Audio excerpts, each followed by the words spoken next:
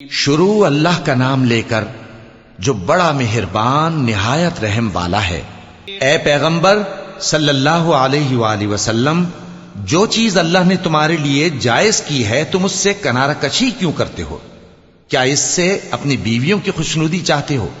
اور اللہ بخشنے والا ہے، مہربان ہے۔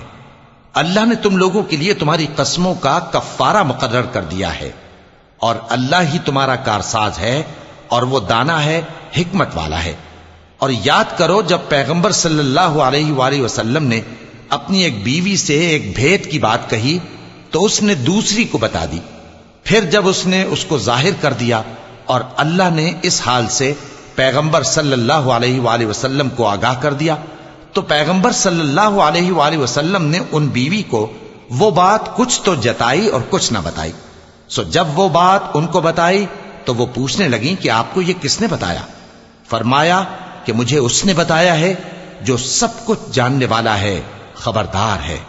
اگر تم دونوں اللہ کے آگے توبہ کرو تو بہتر ہے، کیونکہ تمہارے دل مائل ہو ہی گئے ہیں۔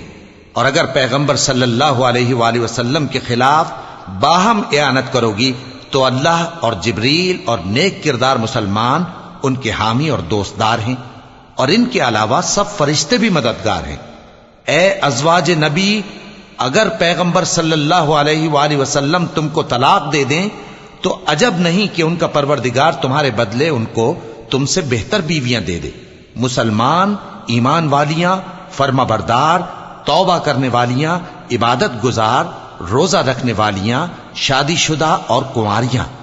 مومنوں، اپنے آپ کو اور اپنے اہل و عیال کو اس آگ سے بچاؤ جس کا ایندھن آدمی اور پتھر ہوں گے، اور جس پر تند خو اور سخت گیر فرشتے مقرر ہیں۔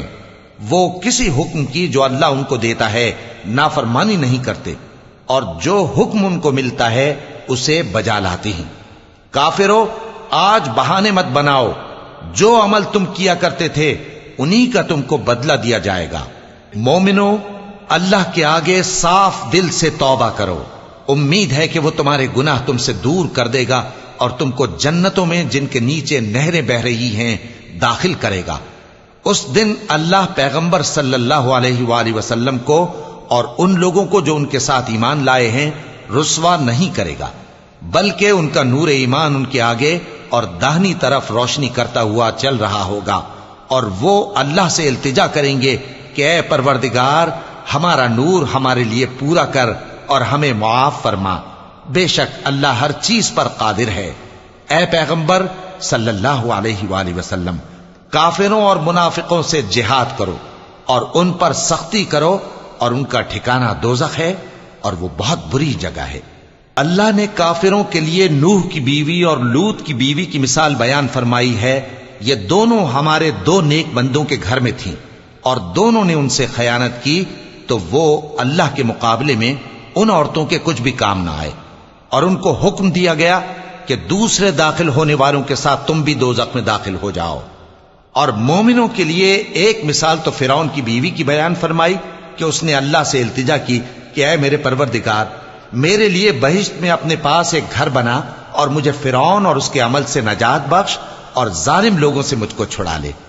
اور دوسری مثال عمران کی بیٹی مریم کی، جنہوں نے اپنی عزت و ناموس کو محفوظ رکھا تو ہم نے اس میں اپنی روح پھونک دی، اور وہ اپنے پروردگار کے کلام اور اس کی کتابوں کو برحق سمجھتی تھیں، اور وہ فرما برداروں میں سے تھیں۔